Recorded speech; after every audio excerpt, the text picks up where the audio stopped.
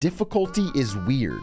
I do like a good fucking gaming video. Hardest decisions I find myself faced with when playing a game is this one. It's almost always the first choice you make, and it is one of the biggest deciding factors on what kind of experience you're going to. It's extra tough if you're streaming, I want to tell you this. I had a long conversation with XQC about this. Where his theory is that everyone's going to call you a pussy if you don't pick hardest. But if you pick hardest, they'll leave because the game takes too long to get through. So what you should do is pick the absolute easiest and force it down mid.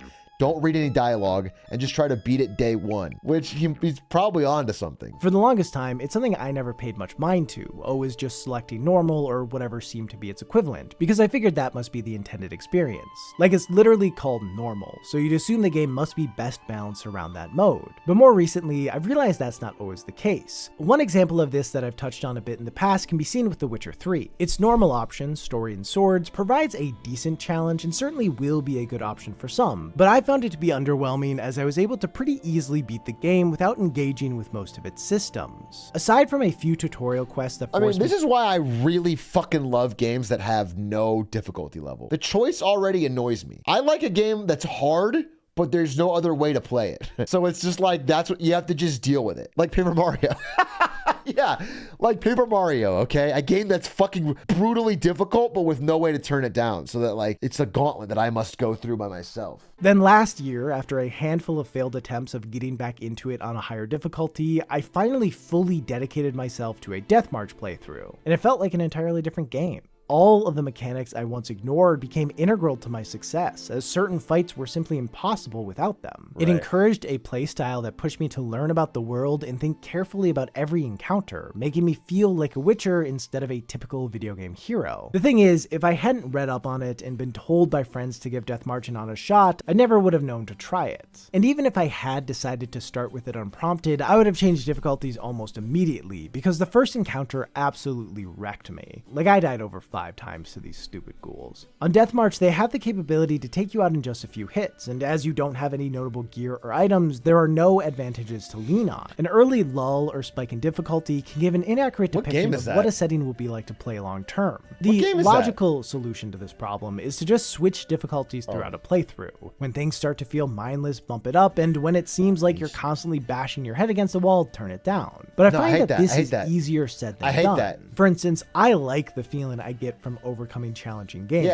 So when I run into an obstacle that seems out of my league, a part of me always wants to figure out how to get past it. Even though I don't think I should feel this way, lowering the difficulty seems like a sort of failure. It's me giving up on the chance to enjoy the sweet satisfaction. And what's worse is I hate that it even exists. When I'm streaming, I don't worry about it because I would never do it live. But if you're offline and you're stuck on something, the thought that you could, I don't know, that you could skip over it by going to easy pisses me off. I don't even want to have to think about it. I don't even want the option for it. There are times where it's obvious that I should just switch, so I do, but more often than not, I feel inclined to just keep pushing through it, to keep trying regardless of how frustrating it gets. Putting this much effort into conquering a challenge certainly can pay off. But with some titles, it really only serves to hurt its general vibe and pacing. Like playing The Last of Us on the highest difficulty has its merits, but for many, it will lead to getting torn apart by clickers so many times that they'll forget what Joel and Ellie are even trying to do. Getting through these encounters will probably feel satisfying to a degree, but it will come at the cost of the game's story. Especially because this is a game about the pacing and the story. Dying over and over on a couple regular enemies is not, there's no joy in that. You don't feel great about beating them. And also, I think worse is that, like, the way a game like this handles difficulty, the difficulty was like 3 more enemies, or they have fucking extra spikes on their head or something. But just like cranking up the fucking health they have is whack. It's like, because even if you're playing better, the fights take longer and they're slow. Like, it's actually worse immersion. As for turning the difficulty up, I'm often resistant to do this as well because I never know what's coming up ahead. If I bump it up but then the next area is far more challenging, I may have to turn it back down again, which would feel kind of bad. Furthermore, I worry that jumping between difficulties might undermine certain moments. If a section feels especially easy or hard, there very well could be an intended and important reason for that. A pretty famous example of this sort of thing can be seen with God of War 2018 when Kratos is preparing to go to Helheim. In order to weather the conditions of the Realm of the Dead, he has to retrieve the Blades of Chaos. Chaos, weapons from his past that he hoped course. to keep buried. On the way to get them, he's confronted by a group of Hellwalkers, all of whom are resistant to the icy nature of the Leviathan axe, essentially forcing the player to use Kratos' fists and shield to take them out. This leads to a pretty grueling and demanding fight, where the weapon you've come to rely on is useless. Then after getting the Blades of Chaos, Kratos is attacked by another group of Hellwalkers, and all the tension and frustration that was built up from the previous fight is immediately unleashed as Kratos slices through them with ease, demonstrating a clear increase to his power that thematically aligns with the narrative. Admittedly, it is unlikely that someone will change the difficulty during this section, as it isn't long enough to cause so much frustration that they feel the need to switch, but just knowing that games do this sort of thing always makes me wonder if I'm in the middle of a sequence that will soon have a big payoff or playing on the wrong difficulty. So if you're playing an action-adventure title on medium and feel like the puzzles are the exact right amount of challenge, but the combat seems trivial, changing it to hard may address your issues with fights, but it might come at the cost of puzzles becoming frustrating. The best way to solve this problem is by making the difficulty game highly customizable. When players are able to adjust specific aspects like how aggressive enemies are, or no, that's not a solution. Well, how am I supposed to know that as a player? I gotta figure out whether I want them to be fucking grounded attackers or what. That's ridiculous. That is such a complex solution that puts so much onus on the player to design their experience. At least that's how it works in theory, but I found that in practice it's much more complicated than that. I do appreciate the idea of being given full control over my experience, but more often than not, having these options quickly becomes overwhelming, because when playing a game for the first time, I have no idea. Don't set up a question like that and then say experience. And frankly, I probably wouldn't fully know on a second playthrough either. More options may give players the capability to perfectly balance the difficulty of a game, but that doesn't mean they have the know-how to actually do it. Is he gonna talk about Resident Evil 4 and its auto-scaling difficulty? Where if you're getting your fucking ass kicked, it like starts removing enemies. I don't know what fucking game this is, but this menu would make me want to quit. This is bullshit, dude. I do not want to pick all this shit. I want you to design an experience. In general, it's kind of nice when I am not solely in charge of the decision. The first time I ever experienced something like this was in Call of Duty 4 Modern Warfare. The intro puts the player through a typical tutorial assault course, and the recommended difficulty is determined by how quickly they clear it. Is there a speedrun of this? I want to watch it right now.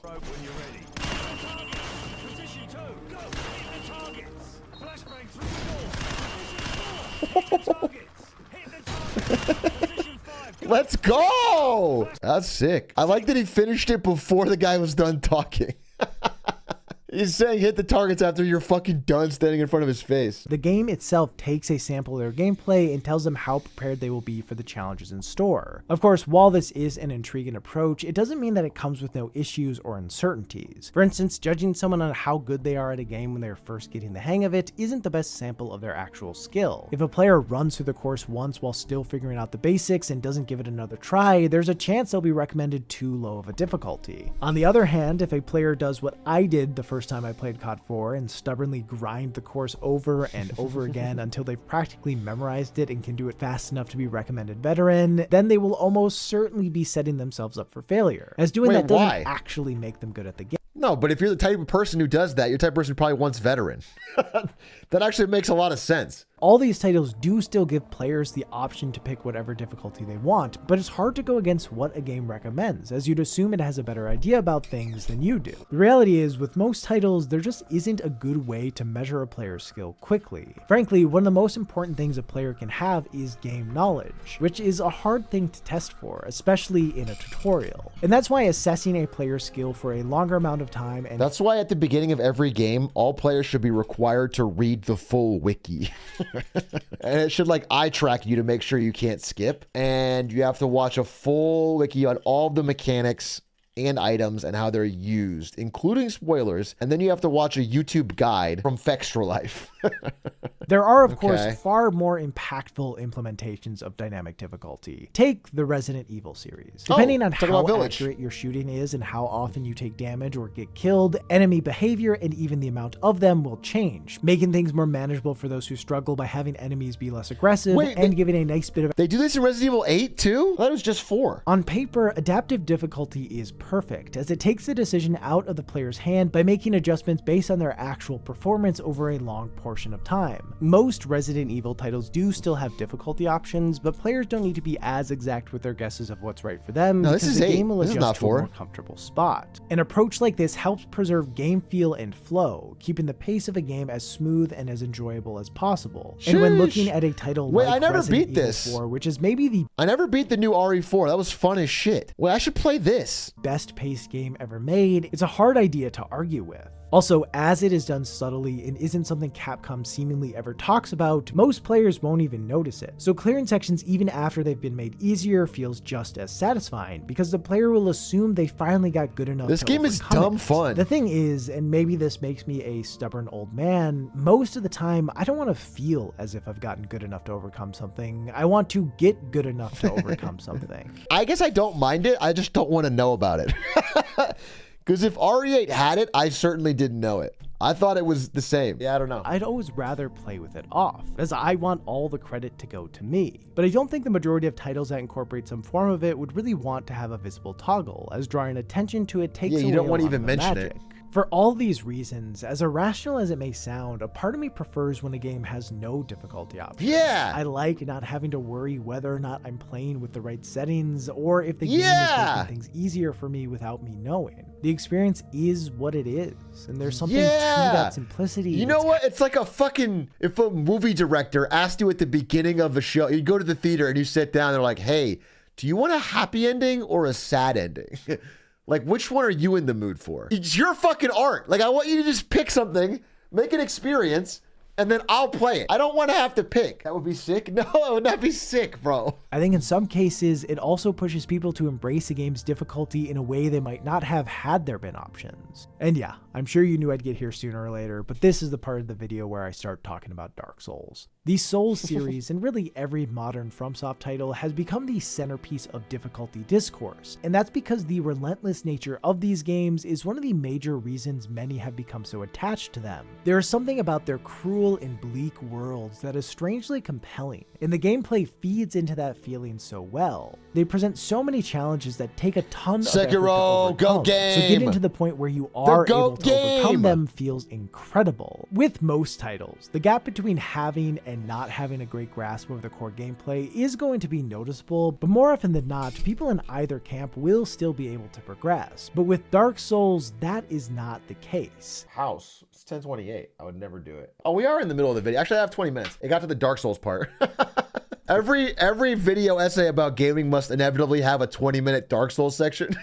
And I just assumed that that was the end, and we were just gonna... The skill needed in order to play and enjoy them isn't nearly as high as their reputation makes it out to be. Many people agree with that, but I also want to say, like, this is the dirty secret of it.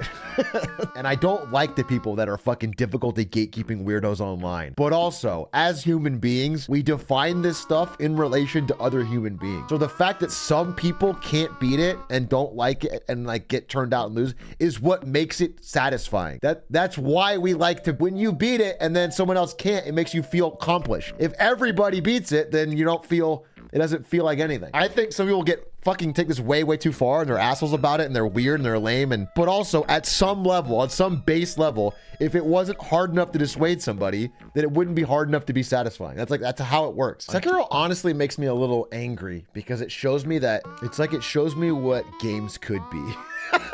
Like, imagine if there was like 100 games that had the polish and fucking level of craft that went into that. It's crazy. I mean, it's just such a good game. It's actually such a fucking good game. Much like Fortnite. Yeah, that's big too. Fortnite and Sekiro. When I think back to my first experience with Demon's Souls, as much as I find myself romanticizing it now, I didn't really find the moment-to-moment gameplay to be all that fun. I never got good at fighting, and I died so many times that I barely even had the option to use summons. So to get through the game, I did stuff like this and this. That stuff can be fun though. I would grind the that same shit could group of actually be enemies really for far fun. too It's long still so that I could get satisfying. souls, but This is only unfun when someone tells you how to do it. But if you're a player and you're stuck on a boss and suddenly you find like a corner they can't hit you in, or a place you can shoot arrows and you beat them, it actually feels incredibly satisfying because it feels like you're being creative. If it happens every single time, I could see it being annoying, but every time in my life that I've found something like this, it feels awesome. It feels really cool. It's like a unique thing. All right, Atrioc, I put you on the main monitor now. You're welcome. Sorry for the pressure though. All right, guys, let's kick into high gear. Let's kick it into high gear. We're on Digital Dylan's main monitor. Okay, we're gonna need the best jokes from chat. Resembles what it takes for the average player while still experiencing the core gameplay of solo combat. And technically, more like average glizzy. Dude, yes. Yeah, last time I checked, I still got it, did it on my own, stay independent. This is that main monitor energy, baby. This is something people can do in Dark Souls. It just requires grinding, a solution that comes at the cost of the core gameplay loop, turning into a tedious waste of time. I know some people will say that these kinds of games just aren't for these kinds of players, but I don't think it's that simple. Not being good at something doesn't mean you can't love it. Feeling skilled out of a game you adore has to be frustrating, especially because there is so much more to these titles than them just being hard. True. And honestly, this is something FromSoft seems to be very conscious of based on how the design of their games has shifted over the years. Yeah, I think Elden Ring handled this really well. This is best seen with Elden Ring, which pretty effectively addresses some of the pain points that are common for less experienced players. Yeah, like Elden Ring was fashion. They even managed to do it without including traditional difficulty settings. One thing I do want to say though, while we're on this subject, is I am a personal hater the leveling up your weapon mechanic. Souls-like games and any other game that does it, I hate it. I don't. It like actively discourages experimentation, and because it's so important to your damage, unless you're actively picking up all the little stones, I just don't get it. I don't. You already have a character level up thing. I do want to make it clear that the challenge of finding the perfect way to balance difficulty in video games is not an epidemic or anything that's severe, but it is a problem that lacks an ideal solution. And frankly, there is so much more to it than what I've covered here. This whole video looks at balance from the perspective of players wanting a challenge that feels suited for their skill level. But in reality, that's not what everyone wants. Some people love the power fantasy of decimating everything they come in contact with, and others like feeling powerless in whether or not what they do will help them succeed. Or at least I assume they do, otherwise I don't know why anyone would still be playing League. And on that note, there's a ton to be said about how to balance the difficulty of multiplayer games, because for someone to win, a different person has to lose. This is made more complicated by the fact that an evenly balanced lobby is not necessarily a fun lobby, as it can lead to a playstyle that is overly sweaty and disincentivizes doing anything outside the meta. But so I thought about this as well. I'm solving all the problems today. People complain about skill-based matchmaking, where they feel they have to sweat every time because they're always placed against someone of their skill level. And the solution, in secret, for some people, was for like them to create bot enemies, like in Fortnite.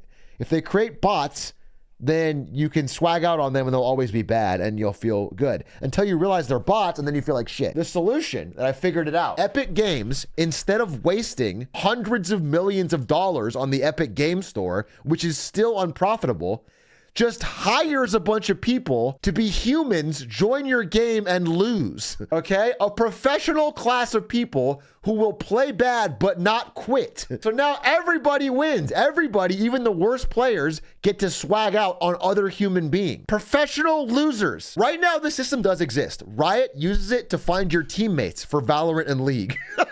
With that said, I think one of the best things developers can do is to make it clear to players what the intended experience is supposed to feel like. When they communicate their intentions, explain how different settings will impact the core experience, and at the very least give more specific descriptions than you guys are getting paid. It goes a long way with helping players figure out what will make sense for them. This is easier said than done for certain titles, as some games have pretty flexible intended experiences. But even then, the more the player knows, the easier it will be for them to choose what to go with. Personally, my favorite approach is when a game presents itself as having a single set difficulty, but whether it be through an assist mode or the accessibility options, also offers ways to shift things for those who need it. Why does your mic sound so bad? Why do you care? I'm the one who has to listen to it. You should think about getting something better like the mod mic. This is an ad? Ask me about the mod mic.